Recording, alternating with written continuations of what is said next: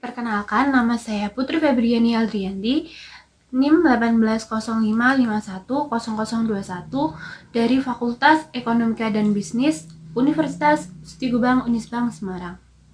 Demi memenuhi tugas dari mata kuliah Bahasa Indonesia, saya di sini akan meresensi sebuah karya. Sebelum itu, resensi adalah suatu penelitian dari sebuah karya yang di dalamnya terdapat kelebihan, kekurangan, serta informasi yang diperoleh dari karya tersebut yang akan disampaikan oleh masyarakat.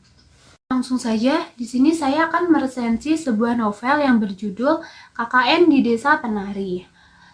Novel ini ditulis oleh Simple Man dan diterbitkan oleh PT Cipta Karya dan disunting oleh Sen Arlo. Pelaras aksara yaitu MB Winata dan desain sampulnya dibuat oleh Raden Monik.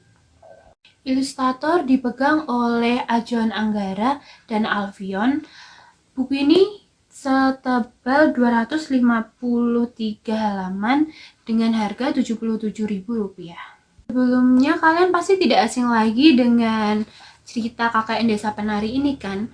Karena sebelum diterbitkannya buku ini, cerita KKN Desa Penari ini sudah sangat booming di media sosial, khususnya di Twitter.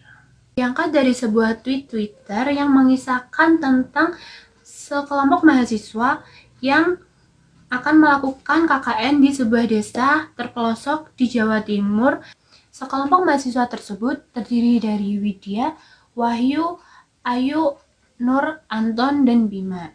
Di dalam kegiatan KKN tersebut terdapat hal-hal yang tidak masuk akal. Singkat ceritanya, dikarenakan ada salah seorang mahasiswa yang telah melanggar aturan adat desa tersebut, menyebabkan teman-temannya mendapatkan malapetaka dan menyebabkan kefatalan bagi mereka. Plot dalam cerita ini tidak jauh berbeda dengan tweet yang ada di Twitter. Hanya saja, di dalam buku ini terdapat epilog yang sebelumnya tidak ada di dalam tweet tersebut. Cerita ini diambil dari sudut pandang orang ketiga yang memfokuskan kepada tokoh Ayu dan tokoh Widya. Ini saya akan membahas tentang kekurangan dan kelebihan yang ada di dalam buku KKN Desa Penari. Kelebihan dari buku ini yaitu yang pertama, suasana dalam buku lebih terasa karena dibantu oleh deskripsi yang lebih matang. Di pengambilan situasi bisa lebih dibayangkan dengan baik. Yaitu ia mempertahankan dua sudut pandang dari tokoh Nur dan sudut pandang dari tokoh Widya, sehingga di dalam cerita ini kita dapat lebih jelas tentang persepsi dari kedua tokoh tersebut. Selanjutnya ada kekurangan.